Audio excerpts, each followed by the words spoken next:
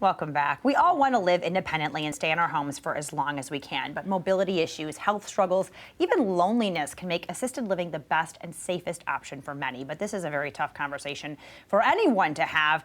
We've got Sandy Wake and Nick Wake with us from CarePatrol to dispel some of the myths about assisted living and give us some tips on how to initiate these really tough talks. Thank you both so much for being here. Thank you. Thanks. So talk to us about some misconceptions that people might have about, independent living versus assisted living and what options are out there for people.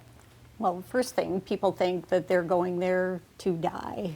And it's just so sad because there's so much life going on. My mom and dad had to move to assisted living at one point, and my mom had been very reclusive, sitting in her chair, not doing well. Once they moved into assisted living, she became very social. She didn't like bingo, but she went down 15 minutes early anyway because she talked to the ladies beforehand. I love that. Yeah. I love that. So it is a nice place. Yeah. And so there is so much pushback, though. Like, what is the easiest way to begin this conversation and to deal with all of the fighting back? I mean, I think that this is something that every family might deal with, right? Yeah, and that's the biggest thing, is having an open and honest conversation with the family members, and also helping to dispel some of those myths. I know there's a lot of stuff out there. A lot of folks remember they were in the 80s, nursing homes, and the system, the healthcare system has moved so far beyond that.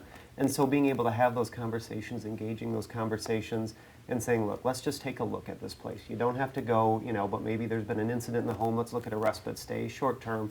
And our care transition managers have really seen a lot where they go into a place, they look for a respite stay, and that's turned into permanent stays because there's so much life going on. It's so vibrant. It's different than sitting at home and watching TV all day. It's bingo, it's exercise, it's Zumba drumming or something like that. So, I mean, it's very engaging, and so, having that conversation and then seeing this, I mean, people have misconceptions, and the best thing they can do is see how wrong they are. Yeah. Well, and talk about what you do and how you are able to support families during this time of transition.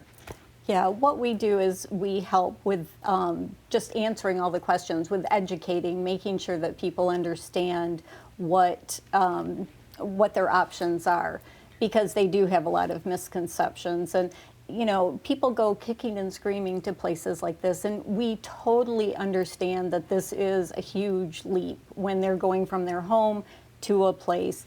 And what we find, though, is once people get there, it's so much better than what they thought. And a lot of people say they should have done it a long time ago because they've been isolated. Right. So I love that our group, we have wonderful care transition managers, and they can just walk through that process with these folks. Yeah, and help them find the place that will fit their lifestyle best. Right. I mean, that's really what it boils down to. Their lifestyle, their physical needs, and what's going to fit. For us, we make sure that we find a placement that fits perfectly within their budget, or as close to perfectly as possible. Yeah.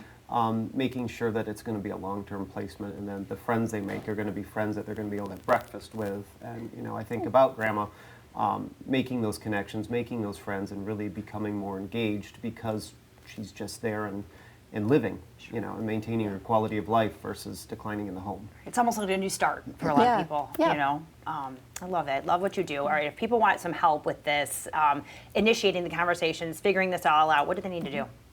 Call us at 616-773-2085 or go on the website at westernmi.carepatrol.com. Perfect. All right. Well, thank you both so much for all you do and for being here with us today. All right. Thank you. Thank you so much. Appreciate it.